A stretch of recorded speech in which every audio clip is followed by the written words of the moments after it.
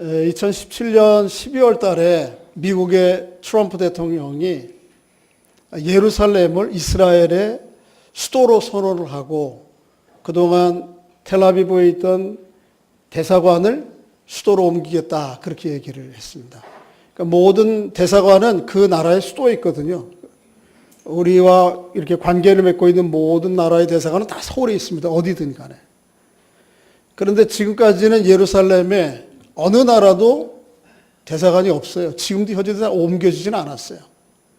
그런데 예루살렘을 이스라엘의 수도로 인정을 하고 그곳으로 대사관을 옮기겠다. 이 일 때문에 이스라엘과 팔레스틴 간의 분쟁이 더 격화되고 그리고 여기저기 테러 또 그것을武力으로 힘으로 제압하려고 하는 일들이 끊임없이 벌어지고 있습니다.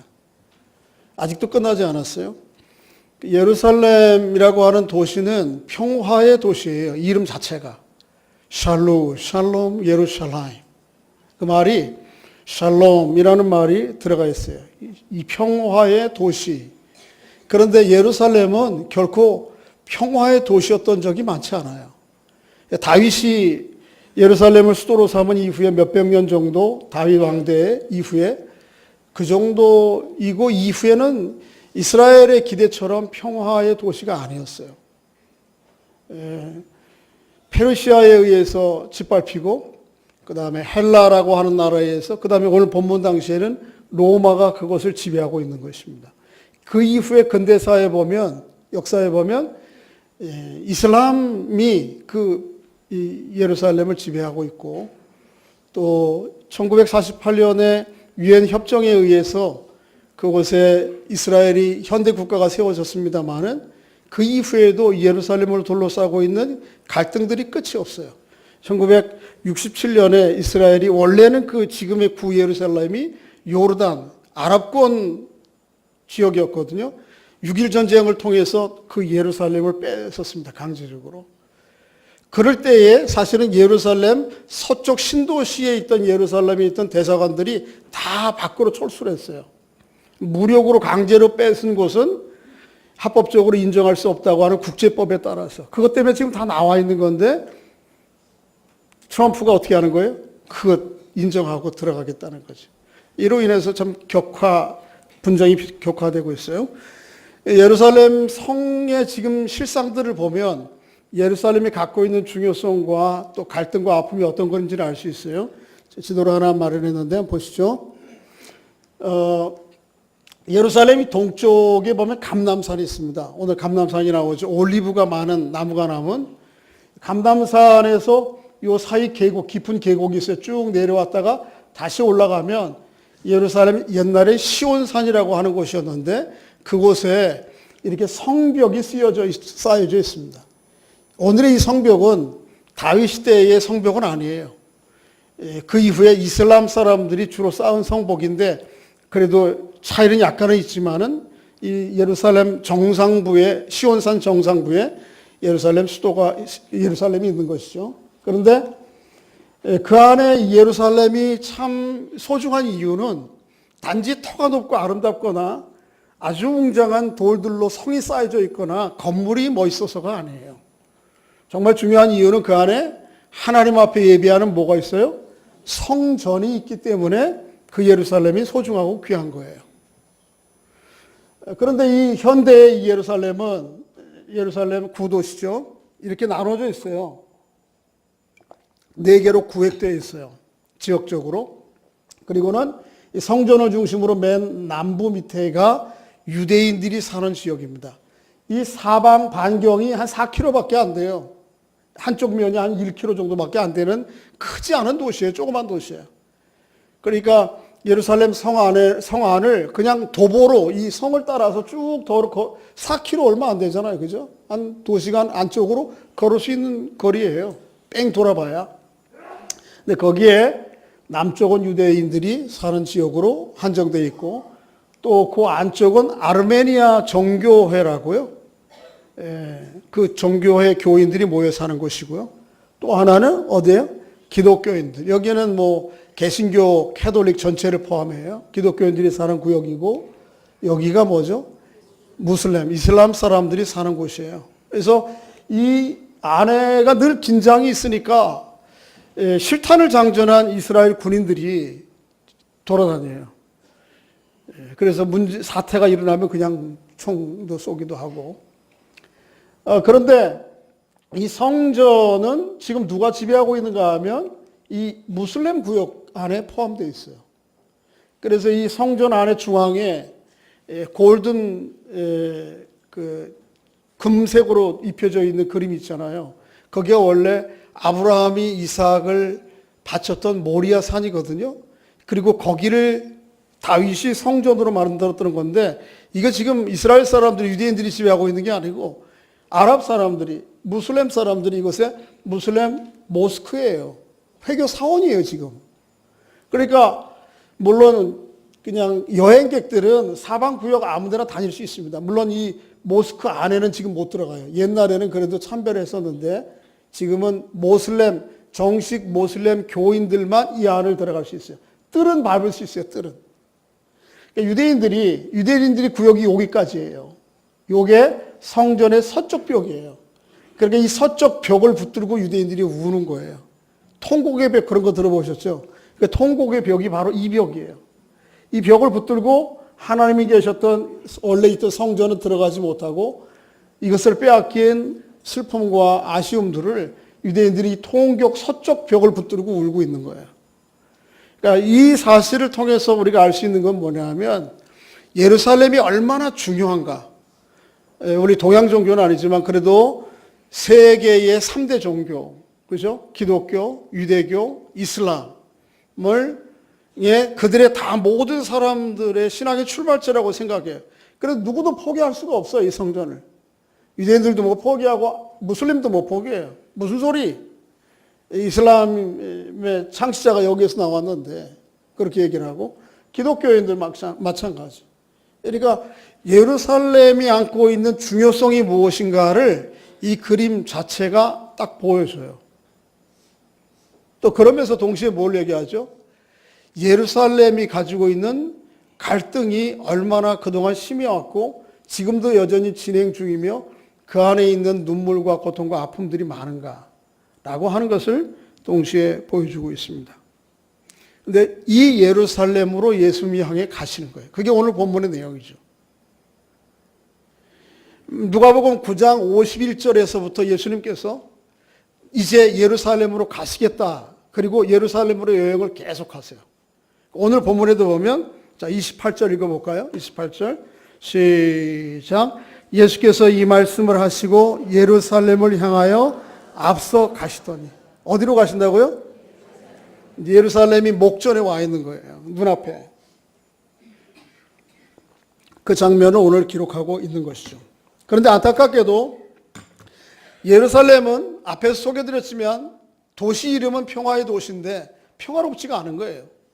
오늘 이 시대도 마찬가지고 예수님 본문 당시에도 평화롭지가 않은 거예요. 진정한 평화가 오지 않은 것입니다. 어떻게 하면 이 예루살렘에 말뜻과 같이 평화가 임할까요? 그게 오늘 본문 우리에게 이야기하고자 하는 것입니다. 또 단지 예루살렘만이 아니고 예루살렘만 평화롭고 남은 사람들이 사는 도성이 다 싸움터라고 하면 이거 얼마나 불행한 일이에요. 사람이 사는 모든 도성은 사실은 다 예루살렘이 되어야 되는 거예요. 평화의 도시가 되어야 되는데 사람이 사는 모든 도성, 여러분과 제가 머무는 이 서울뿐만 아니고 한때에는 동방의 예루살렘이라고 했던 평양이 사람이 사는 평화로운 땅, 또 여기뿐만 아니고 온 세상 사람들이 사는 도성이 예루살렘, 평화의 도시가 어떻게 하면 될 수 있을까? 그게 오늘 본문 우리에게 말하고자 하는 내용입니다. 그 내용을 좀 살펴보길 원합니다. 자, 보세요. 예수님께서 누가복음 9장 51절부터 19장 오늘 28절까지잖아요. 줄곧 해서 계속해서 어디를 향해 가신다고요? 예루살렘. 왜 그러냐 하면 예루살렘이 그렇게 유대인들에게 소중한 곳이에요. 소중한 곳이에요. 몇 군데 한번 좀 구약성경을 찾아보시면 이스라엘 백성들에게 예루살렘은 어떤 곳인지 한번 좀 살펴보겠는데요. 이사야 49장 6절을 한번 앞에 읽어보겠습니다. 시작. 내가 나의 종이 되어 야곱의 지파들을 일으키며 이스라엘 중에 보존된 자를 돌아오게 할 것은 매우 쉬운 일이라. 내가 또 너를 이방의 빛으로 삼아 나의 구원을 베풀어서 땅끝까지 이르게. 이스라엘이라고 하는 나라는 야곱의 12아들들을 중심으로 한 지파 공동체예요. 그게 이스라엘이에요. 하나님께서 세계 열방 사람들 가운데 이 이스라엘을 먼저 선택하세요. 부르신 이유가 뭔가? 부르신 이유는 그들을 뭐로 삼아서? 이방의 빛으로 삼아서 하나님의 구원을 어디까지? 땅끝까지 비추려고 하는 거예요. 여러분, 칠흑과 같은 바다에 어디로 가야 될지 모르는, 물론 지금 뭐 항해술이 있어서 나침반이 다 있지만 옛날에 그런 것이 없을 때에는 어떤 것입니까? 칠흑같이 밤에 어디로 가야 될지 모르는 거예요, 배가. 그럴 때에는 저 멀리에서 보는 등대 하나가 살리는 거잖아요. 그 등대 불빛을 보고 가면 사는 거잖아요. 그런데 이스라엘을 하나님께서 그렇게 세우신 거예요. 온 세상을 구원할 등대로 그 빛을 비추어서 세상의 모든 사람들이 하나님의 구원을 얻도록 부르신 것이 하나님이 이스라엘 부르신 원래 목적이에요. 근데 이스라엘이 등대라면 예루살렘은 그 등대 안에 타고 있는 불이에요. 제가 비유하자면 한번 따라해 보겠습니다. 이스라엘이 뭐라면? 등대라면 예루살렘은 뭐예요? 그 안에 타고 있는 불이에요, 불. 그만큼 예루살렘을 빼고는 이스라엘을 이야기할 수가 없어요. 그러니까 하나님의 구원 역사에 있어서 예루살렘은 그렇게 결정적인 것이에요. 그거 빼버리면 하나님의 구원이 불가능할 정도예요. 구약 성경부터 몇 군데 좀 더 예루살렘을 어떻게 성경은 기록하고 있는지 살펴보면 역대하 6장 6절 시작. 예루살렘을 택하여 내 이름을 거기 두고 또 다윗을 택하여 내 백성 이스라엘을 하나님의 이름을 어디에다 두시겠다? 예루살렘에 두시겠다.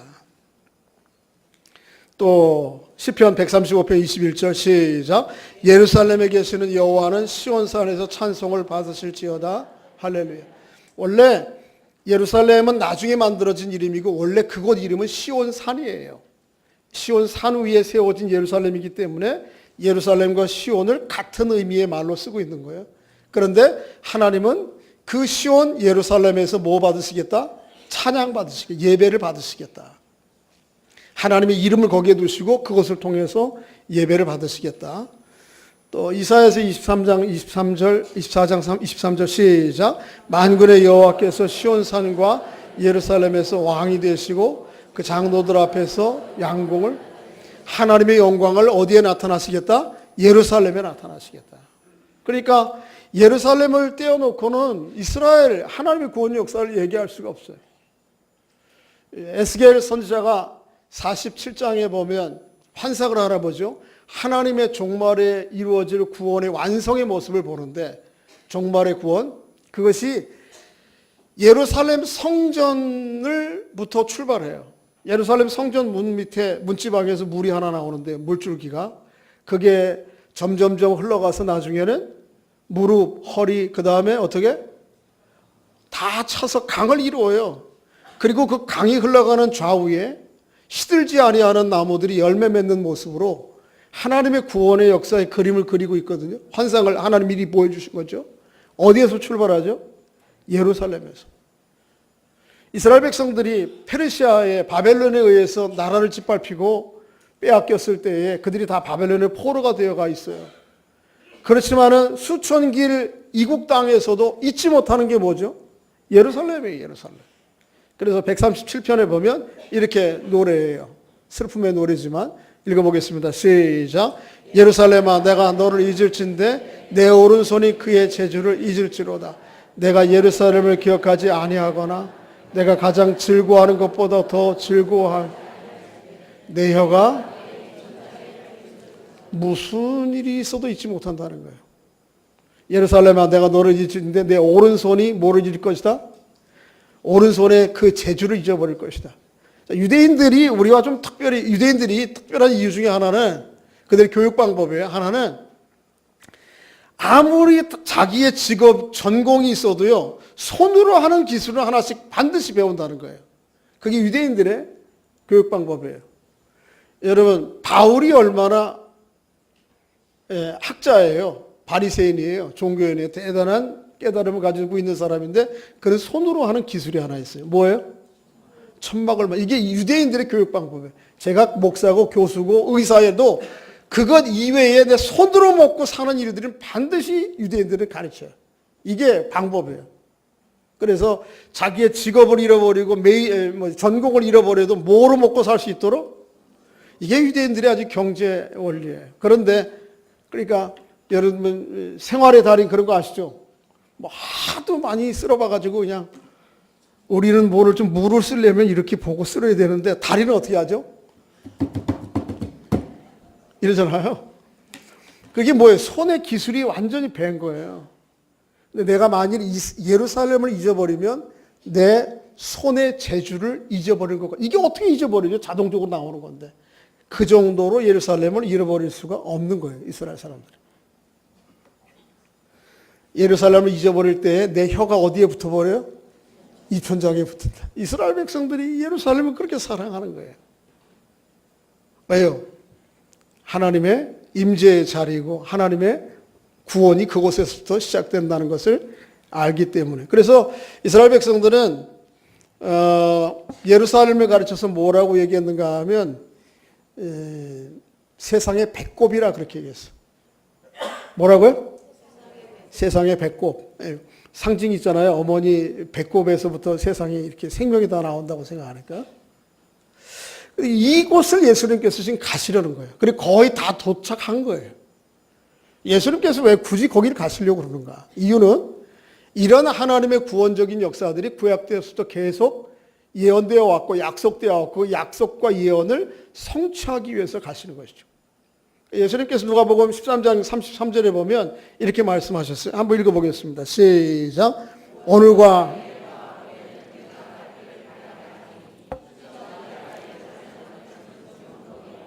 한 번 더 읽을까요? 시작.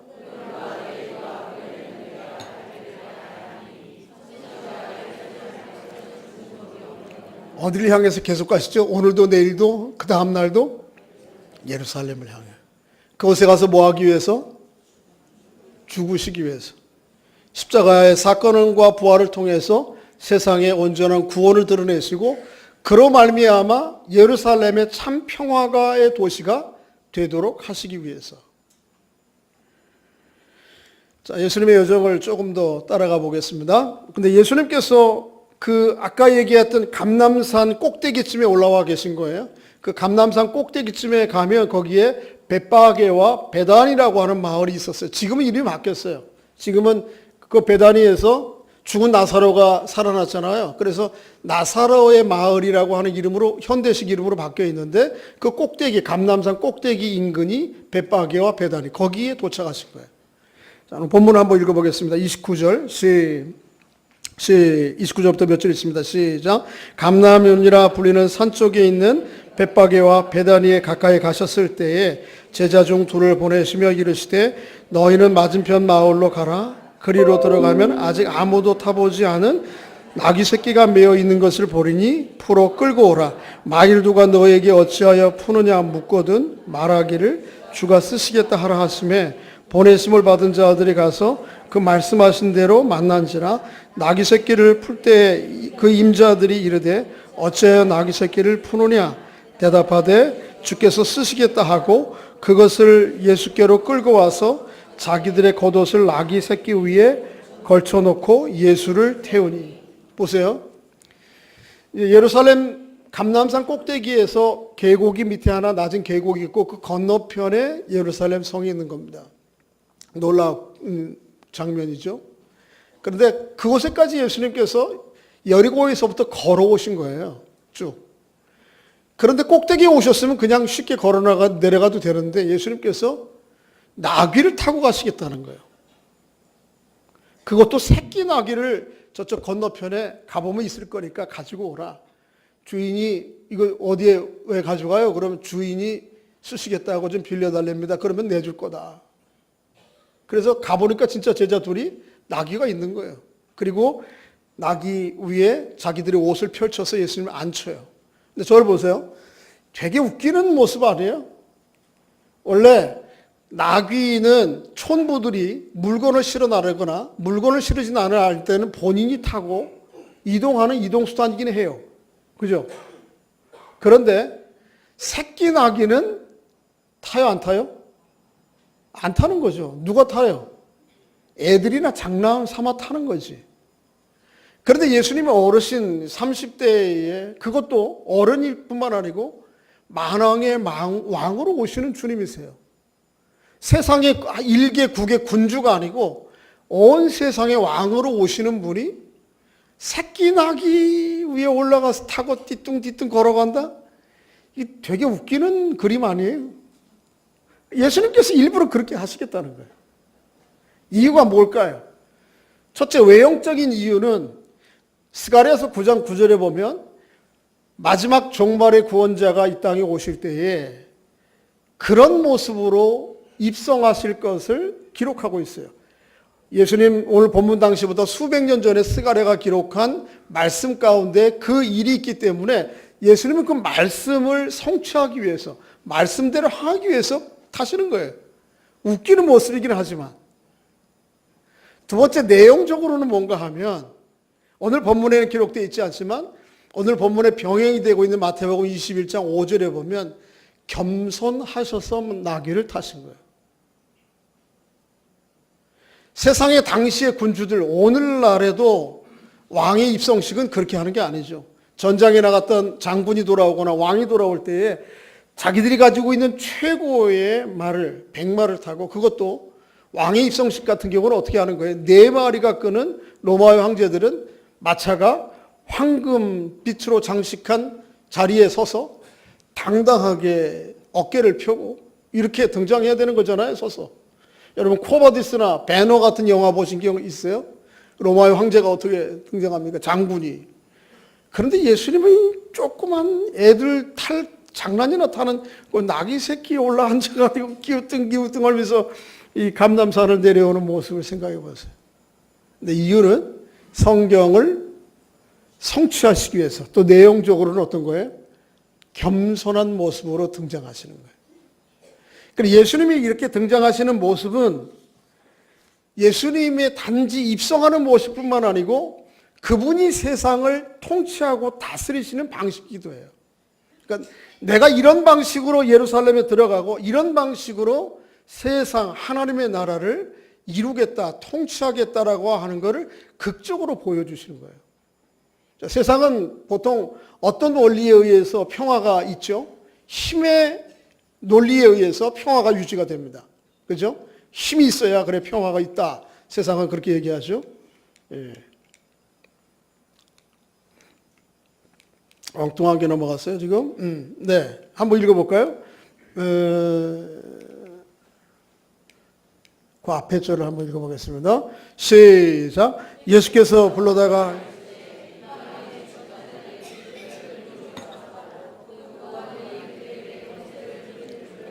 이게 세상이 평화가 유지되는 방식이에요.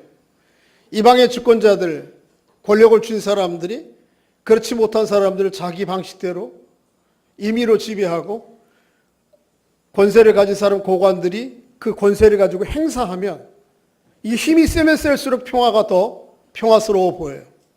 이게 세상의 방식이에요. 근데 하나님의 나라는 근데 그런 것은 진정한 평화가 아니에요. 힘의 눌림에 의해서 이루어지는 평화는 일시적인 평화일 수 있어요. 가짜 평화예요. 근데 사실은. 그거는 어떻게 되죠? 언젠가는 힘의 눌림은 또 다른 힘의 보복을 가져와요. 끝없는 정쟁이 일어나고 거기에는 결국은 슬픔과 죽음과 피 흘림만이 있을 뿐이지 진정한 평화가 없어요. 자, 저를 보세요. 한번 비유하자면 좀 적절할지 모르겠는데 평양이 평화로워 보입니까? 서울이 평화로워 보입니까? 평양이라는 분 손 들어봐요. 빨리 가세요 거기. 서울이라는 분 손 들어보세요. 서울이 외형상으로 볼 때는 제가 볼 때는 평양이 훨씬 더 평화롭습니다. 광화문에 한번 나가보세요. 얼마나 시끄러운지 몰라요. 맨날 치고받고 싸우고. 평양에는 그런 거 없어요. 조용합니다. 나오라 그러면 기계처럼 사람들이 한복 입고 두 손에 가지를 들고 뛰쳐나오죠. 들어가라 그러면 쥐새끼도 그 소리를 들었는지 조용합니다. 외적으로는 평화가 있어 보여요. 그게 진정한 평화입니까? 아니죠. 자유가 배제된 평화는 평화가 아닙니다. 그런데 외형적으로 보면 평양이 훨씬 더 평화로워 보여요. 그러나 그건 진정한 평화가 아닙니다. 세상의 평화는 이렇게 힘의 이방의 집권자들이 임의로 그 힘을 가지고 고관들이 다른 사람들을, 힘없는 사람들을 억누름으로 평화가 있어요. 여러분, 지난주 한 주간 동안 우리 매스컴을 온통 뒤덮은 사건이 뭐예요? 기억하세요? 세상에 여러분 별로 관심이 없으시군요. 다 천국 가실 분들이라 그런지. 여러분, 빙상 선수 심석희 선수의 그동안의 어려서부터의 폭력 사건, 또 놀랍게도 그것이 성폭력까지 계속되어 왔다고 하는. 권력은요, 북한의 지도자들이나 공산주의의 어떤 지도자들이나 또 일개 독재 국가의 권력자들만 권력을 가진 게 아니에요. 우리 모두가 다 권력을 가졌어요. 그 권력의 힘에 의해서 힘이 없는 사람들을 누르고 지배하는 방식으로 평온해요. 그래서 그 문제가 계속 지속적으로 이런 문제들이 제기됐을 때마다 뭐가 있죠? 권력의 힘이 놀러와서 아무 일 없었던 것 같았어요. 그런 평화가 아니죠. 가짜 평화가 거기에 위장되어 있던 거죠. 결국 폭발하고 마는 거죠. 이런 방식으로는 정말 예루살렘이 될 수가 없는 거예요. 사람이 사는 도성이 예루살렘이 될 수가 없는 거예요. 여러분과 제가 가지고 있는 좀 힘들을 힘을 빼셔야 돼요. 서로에게 한번 좀 확인해 주시기 바랍니다. 어깨에 힘 좀 빼세요. 이 힘 있는 사람이 힘으로 눌러가지고는 평화가 거기 없어요. 저희 집에 아파트에 경비하시는 아저씨가 계신데 저보다 연배가 한 서너 살 위 보여요. 제가 차를 끌고 주차장을 들어들 때마다 저한테 제가 뭔데? 저만 아니고 모든 분들이 다 그럴 거예요. 아파트 주민들한테. 제가 너무 송구스럽고 미안해서 차에 앉아가지고 이렇게도 안 하고 일부러 제가 그렇게 하지 말라고. 세상에는요, 뭐라도 힘이 있으면 그걸 행사하려고 그래요.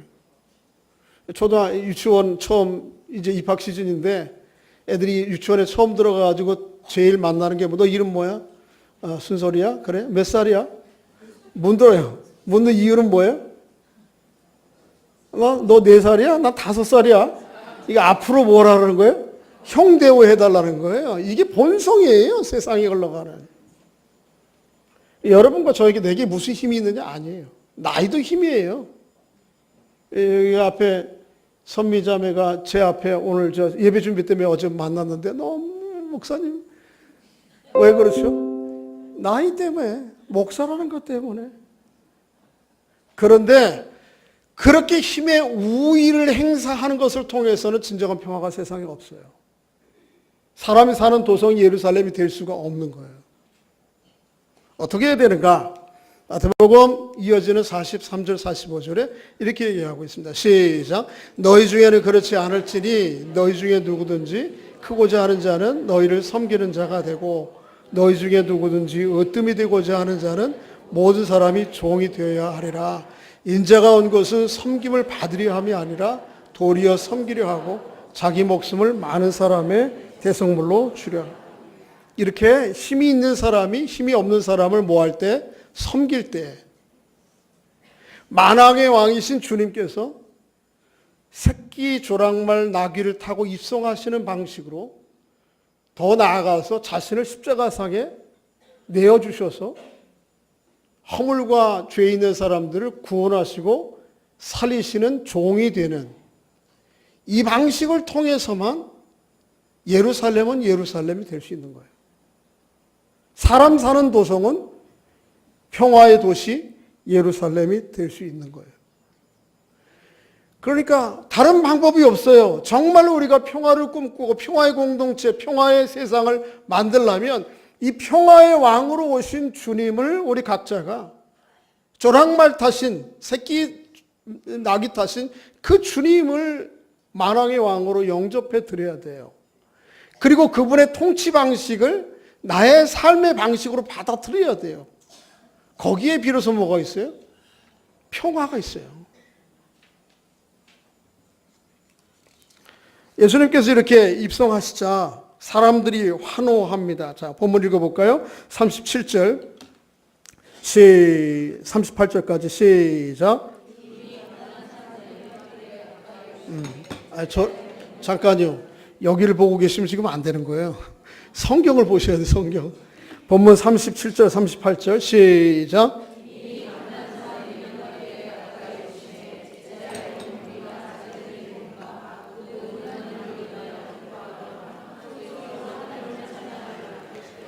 찬송하리로다 주의 이름으로 오시는 왕이여 하늘에는 평화요 가장 높은 곳에서는 영광이로다.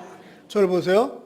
잘못 생각하면 한 가지만 더 확인하고 끝내려고 그러는데 우리 사람들 사이에 조금 높은 사람이 낮은 사람, 힘이 있는 사람이 힘이 없는 사람, 많이 배운 사람이 덜 배운 사람, 조금 겸손히 섬기고 도우면 그러면 진정한 의미의 평화가 완성이 될까?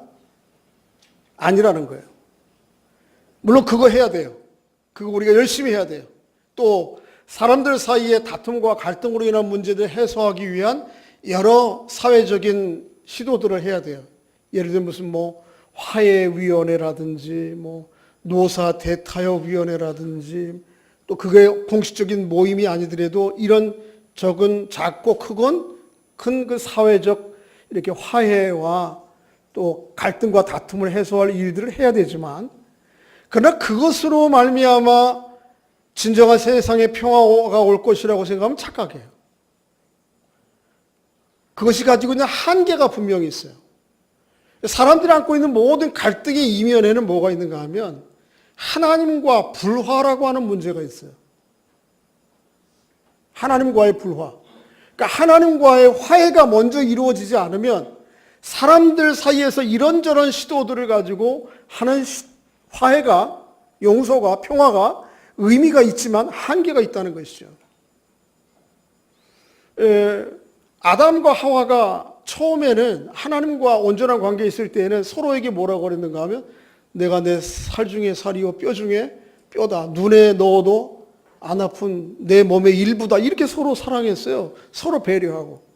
그런데 하나님 앞에 죄 짓고 하나님과의 관계가 틀어지고 나니까 이 상대를 보는 시각과 눈이 마음이 달라졌어요. 창세기 3장 16절에 보면 이런 말씀이 있어요. 한번 따라 보겠습니다. 여기 너는 이브를 얘기해 하와에게 하나님 말씀하신 거예요. 너는 남편을 원하고 여성분들이 조심해야 되는데 이럴 때 요새 남녀 문제가 민감해서 아내가 남편을 자기의 방식대로 원해요. 조종하려고 그래요. 죄송합니다만 남자에게도 그런 요소가 있지만 여성분들에게 아내들에게는 남자를 자기 방식대로 잡아두려고 조종하려고 하는 의도들이 그 안에 있다는 거예요. 그런데 그 다음에 남편은 너를 다스릴지니라. 남편은 또 어떻게 해요? 자기의 아주 원초적인 물리적인 힘에서부터 시작해서 여러 가지 사회적 힘이 있잖아요. 또 본문 당시 옛날 고대 당시 더 그렇잖아요. 그러니까 이런 저런 힘을 가지고 아내들을 어떻게 다스려. 아내는 힘이 없는 것 같지만 자기 방식대로 남편들을 조종하려고 잡아놓으려고 그러고 남편은 어떻게 그거를 힘으로 누르는 이 갈등이 계속 있어. 이게 언제 시작돼요? 하나님과의 관계가 깨지고 나면 그래서 하나님으로부터 오는 사랑의 결핍을 경험하고 보이는 보이지 않는 자원들의 결핍을 경험하며 그때부터 상대를 착취해서라도 내 것을 채우려고 하는 게 인간의 본질이에요. 그러니까 하나님과의 온전한 관계가 회복되지 않으면 우리 사람들 사이의 관계는 갈등은 끝이 없어요. 끝나지 않아. 그러니까 우리의 사회적 갈등과 아픔들의 문제들을 해소하기 위해서 여러저런 시도들을 해야 되지만 근본적으로는 어떤 시도가 일어나야 되는 거예요? 하나님과 우리와의 관계에 화해가 먼저 일어나야 돼요. 사람들과의 관계의 문제도 이 화해가 너무 어려운 거예요, 우리 사회에. 사람들 세상에서. 이것도 어렵지만 하나님과 우리와의 갈라진 이 관계를 누가 회복하냐고요. 누구죠? 예수 그리스도예요. 자, 로마서 1장 20절 22절 읽어보겠습니다. 시작. 그의 십자가의 피로 화평을 이루사 만물 곧 땅에 있는 것이나 하늘에 있는 것들이 그로 말미암아 자기와 화목되기를 기뻐하심이라. 전에 악한 행실로 멀리 떠나 마음으로 원수가 되었던 너희를 이제는 그의 육체의 죽음으로 말미암아 화목하게 하사 너희를 거룩하게 하고 흠없고 책망이 없는 자로 그 앞에 세우려 하십니다. 누가 그렇게 하나님과 우리 사이를 이 원수되었던 관계들을 화목하게 할 수 있어요? 주님뿐이에요. 오늘 본문 42절이 그거를 암시하고 있는 거예요. 한번 읽어보겠습니다. 42절 시작. 가까이 이르시되 너도 오늘 평화에 관한 일을 알았더라면 좋았을 뻔하였거니와 지금 내 눈에 예수님께서 여기 말씀하시는 예루살렘을 향해서 오늘 평화에 관한 일, 이게 뭐죠? 이제 예루살렘에 들어가셔서 예수님께서 십자가의 상에서 죽으심으로 말미암아 하나님과 우리 사이에 이루실 그 평화를 얘기하는 거예요. 물론 그거에 출발해서 누구와의 평화가 있어요? 사람들 사이의 평화도 일어나는 거죠. 그러니까 정말 여러분과 제 한 사람 한 사람뿐만 아니고 온 세상이 사람 사는 도성이, 더 좁게 얘기하면 오늘 본문에 예루살렘이 진정한 의미에서 평화의 도시가 되려면 새끼 나귀를 타고 오시는 예수 그리스도를 받아들이고 십자가에 죽으시는 예수 그리스도를 받아들여 그거를 자신의 삶으로 살아갈 때에 진정한 평화는 세상에 임하는 거예요. 그거는 꼭 예루살렘만이 아니고 사람 사는 모든 도성이 다 마찬가지. 다른 방법이 없어요. 그 예수 그리스도를 여러분과 제 안에 받아들여 주님과 같이, 우리도 주님이 어떤 분이셨어요? 넘어갔는데 빌립보서 2장에 보면 본체가 하나님이셨어요. 능력이 만왕의 왕이셨어요. 그럼에도 불구하고 가장 낮은 곳에 오셔서 자기를 십자가에 내어주시는 걸 통해서 세상에 평화의 길을 여신 거예요. 여러분과 저도 똑같아요. 여러분 한 가정이 평안하시고 교회가 평안하고 이 사회가 평안하고 더 나아가서 하나님의 이 서울이 예루살렘이 되려면 어떻게 되는 거죠? 주님의 삶의 방식을 내 방식대로 받아들여 낮아져요. 그리고 주어진 힘 가지고 어떻게 해야 돼요? 섬겨야 되는 것입니다. 거기에 진정으로 평화가 와요. 그렇게 여러분과 제가 사는 이 온 도성이 평화의 도시 예루살렘이 되는 은총이 있기를 주의 이름으로 축복합니다. 시편 122편에 보면 예루살렘을 위한 시편의 찬양이 몇 군데 있어요. 아까 137편도 예루살렘 내가 너를 잊을진데 내 오른손의 재주를 잊을지로다. 내가 너를 잊을진데 내 혀가 입천장에 붙을 것이다. 잊지 못하죠. 그리고 예루살렘을 향한 노래 가운데 하나가 122편이에요. 근데 거기에 보면 6절에 한번 읽어보겠습니다. 시작. 예루살렘을 위하여 평화를 구하라. 이 말을 히브리 말로 구약성경의 언어인 히브리 말로 쓴 말이 뭐죠? 샬루, 샬렘, 예루살렘. 샬루라고 하는 말은 구하라, 구하다라는 거예요. 그 다음에 평안이라고 하는 말이 뭐예요? 샬롬이라는 말이고 예루살렘을 위하여가 뭐죠? 예루샬라임. 우리 1차적으로 노래하면서 예루살렘 하나님의 구원이 시작되고 구원이 완성될 자리라고 성경이 약속하고 있는 예루살렘이 4분 오열되어 있는 그런 모습이 아니고 한 평화의 도시가 되도록 여러분 찬양하고 기도해야죠. 또 뿐만 아니고 꼭 예루살렘만이 아니고 여러분과 제가 머물고 있는 이 땅이 샬루, 예루살렘이 되도록 기도하셔야 돼요. 이념적으로 갈리고 지역적으로 갈리고 세대 간에 갈리고 계층 간에 갈려서 온통 눈물과 고통의 골짜기를 갖고 있는 이 서울 한복판이 또 한반도가 남과 북이 샬롬 예루살렘이 되도록 하나님 앞에 기도하고 찬양해야 돼. 누구를 통해서 가능하죠? 그 길을 여신 주님의 길을 우리가 따라가는 방법이에요. 그것만이 정말 사람의 사는 도성은 평화의 도시 예루살렘이 될 수 있습니다. 그렇게 주님께 간구하고 또 그 길을 가는 여러분과 제가 될 수 있기를 주의 이름으로 축복합니다. 우리 앞에 했었는데 아까는 의미도 모르고 그냥 했어요. 샬롬 예루살렘. 이제 아시겠죠? 샬롬 구하다 샬렘 예루살렘. 이제 히브리 이렇게 뉘앙스로 좀 하면 살로 살렘 예루살렘 그러면 안 되는 거예요. 샬롬 한번 따라해 보겠습니다. 샬롬 예루살렘. 그렇게 찬양으로 하나님 앞에 영광 돌리고 또 우리의 기도가 될 수 있기를 바랍니다. 또 이 예루살렘이면 저기 지금 팔레스틴 땅이 있는데 그 땅만이 아니고 어디 가요? 이 서울이 여기가 예루살렘인데 평화의 도시가 평양이 한때 동양이 예루살렘이라고 그랬어요. 또 어떻게 온 세상이 사람이 사는 모든 도성이 예루살렘 살렘의 예루살렘이 되도록 우리 한번 좀 찬양하고 기도하고 마치겠습니다.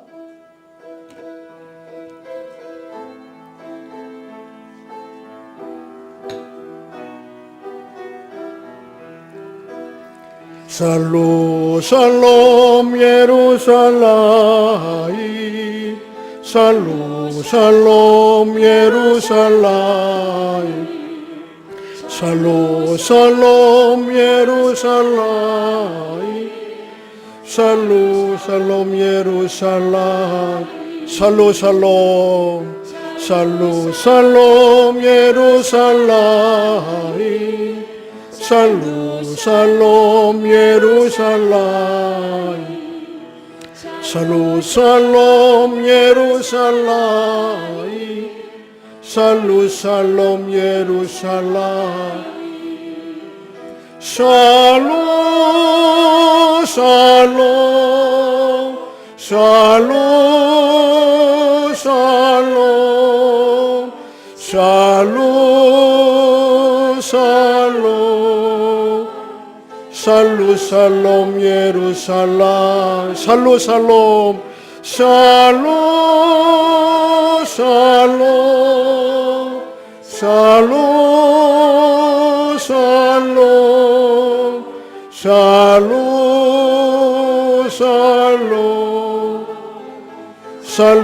샬롬 예루살렘 한 번 더 하겠습니다. 샬롬 예루살렘 샬롬 예루살렘 샬롬 예루살렘 샬롬 예루살렘 샬롬 예루살렘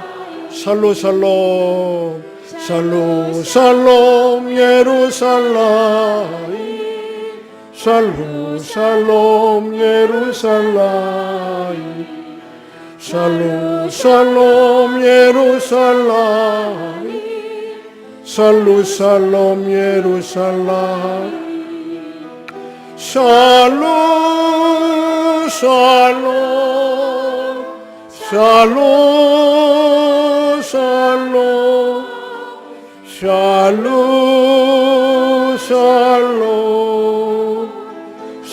샬롬 예루살렘 샬롬 예루살렘 샬롬 샬롬 살루 샬롬 예루살렘. 네, 오늘은 사진 찍으실 분들 좀 미리 준비해 주시고 오늘 성가대는 마지막 송영은 안 하시면 좋을 것 같아요. 네, 제가 기도하고 예배를 마치고 자리에 앉아서 사진 찍고 점심 식사하도록 하겠습니다. 주 예수 그리스도의 은혜와 아버지 하나님의 거룩한 사랑과 성령의 교통하심이 예배하는 주의 백성들 위에 영원토록 함께 있을지어다. 아멘.